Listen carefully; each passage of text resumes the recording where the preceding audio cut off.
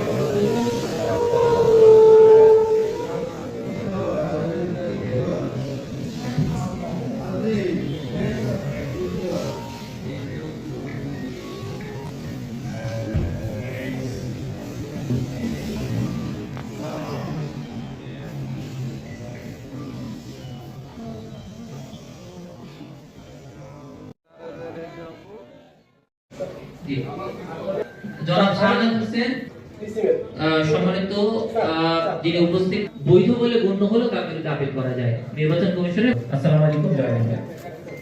এটা তো আমি জানতাম না, এটা তো এমন কিছু না, এটা মামলাও নাই, মামলা রাজনৈতিকভাবে হচ্ছে, ওটা আবার শেষ হয়ে গেছে, কিন্তু আমি উল্লেখ করি না, আমার ভুলে গেছে এটা।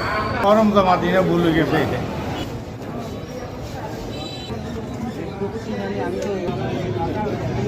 আমি যখন উপজেলা ছাত্রলীগের সাধারণ সম্পাদক ছিলাম তখন মাননীয় মন্ত্রী হন নাই, এমপিও হন নাই।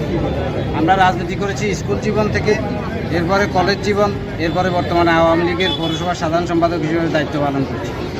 তো এই প্রক্রিয়ায় মন্ত্রীর আত্মীয় কি আত্মীয় না, এটা আসলে ভ্যারি করে না। আমি রাজনীতি করে উঠে এসেছি, রাজনৈতিক কর্মী হিসাবে থাকতে চাই।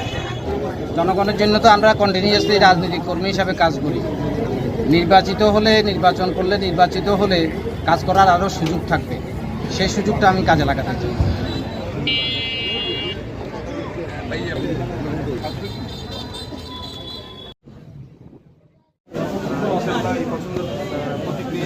প্রত্যেকটা জনগণের দ্বারা দ্বারা যাবো, আমি আশাবাদী তারা সঠিক রায় দিবে এবং 30শে মে লকডাউনে ভোট দিয়ে আমাকে জয়যুক্ত করবে।